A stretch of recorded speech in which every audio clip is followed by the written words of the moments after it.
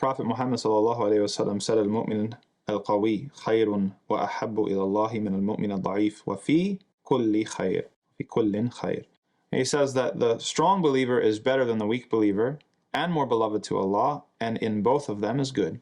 And if we'll stick with the interpretation that strength and weakness is talking about the faith, which is definitely the zahir of the text, the apparent meaning of the text. It's not talking about physical strength, it's talking about the strength of your faith. Then one of the important lessons of this hadith is that, first of all, it's important to develop your faith. Every Muslim should take it upon themselves to try to strengthen their faith. Don't assume that your faith is just some thing you carry around in your bag and it's always going to be the same. No, it can get stronger, it can get weaker, and everybody has to take responsibility for strengthening it.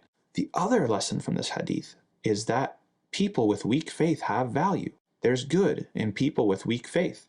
Sometimes in the Muslim community, we only have eyes for people with strong faith, and we only want to see people with strong faith, and we only want to associate with people with strong faith. And whenever somebody with weak faith comes around, it makes us anxious. It makes us nervous. And we feel like we have to either correct them or tell them that they need to be doing something else, or, our whole way of interacting with them, it's as if we don't recognize any good in them. We can become over concerned with what they're not doing and over concerned with what we think they're doing wrong, even to the point where people can fall into backbiting. Maybe they're stronger believers in some sense, but then they're backbiting this person, talking about them behind their back, about their weak faith. There's good in that person. Don't think that just because they're not as strong in belief as you, that they're worthless. The Prophet ﷺ said there's good in them. And there's a lot of people, and this is actually something that's one of the amazing things about the Muslim community. There's some people that do a lot of wrong things, and yet somewhere in them, they love Allah. Yes, there's naqs, there's